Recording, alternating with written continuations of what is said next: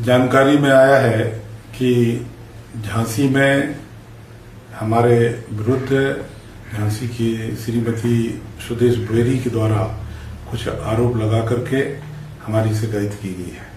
वो हमारे घर के बिल्कुल पड़ोस में हमारी दीवार से दीवार उनकी लगी है। 2018 में वो प्रस्ताव लेकर के आई कि हम इस मकान को बेचना चाहते हैं और हम बाहर जा रहे हैं।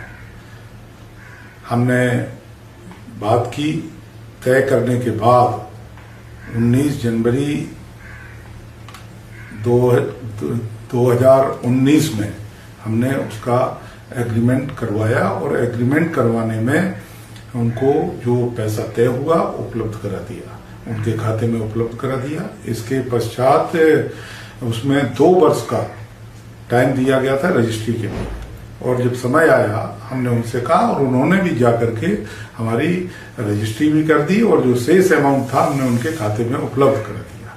इसके पश्चात हमारे कुछ पारिवारिक परिजनों ने उनकी और छोटी छोटी संपत्तियां थी उनको भी क्रय किया, उनके भी एग्रीमेंट हुए और जो रेट तय हुए, जो एग्रीमेंट में लिखे गए थे या जो रजिस्ट्री में लिखे गए थे, उसके अनुसार उनका पूरा पैसा, एक एक पैसा उनके खाते में उपलब्ध करा दिया गया। और लेकिन वो लगातार उसी मकान में रहती चली आ रही थी। हमने उनको कहा कि भाई अब 5 साल हो गए, 5 साल के बाद ये मकान अब खाली करिए।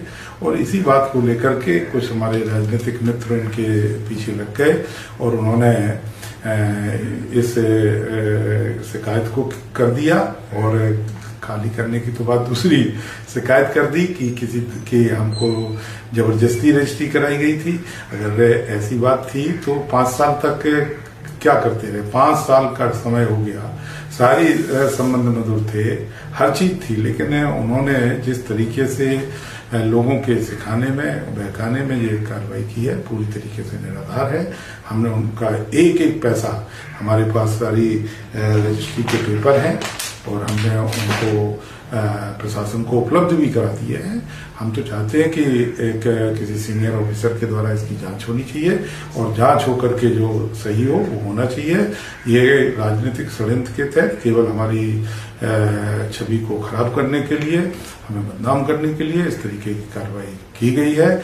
मैंने आज तक कभी ना तो किसी के घर मकान पे कब्जा किया है, ना आज तक कभी किसी का हमने पैसा रोका है। एक एक पैसा मैंने उनका उपलब्ध कराया है, कोई पैसा बाकी नहीं है।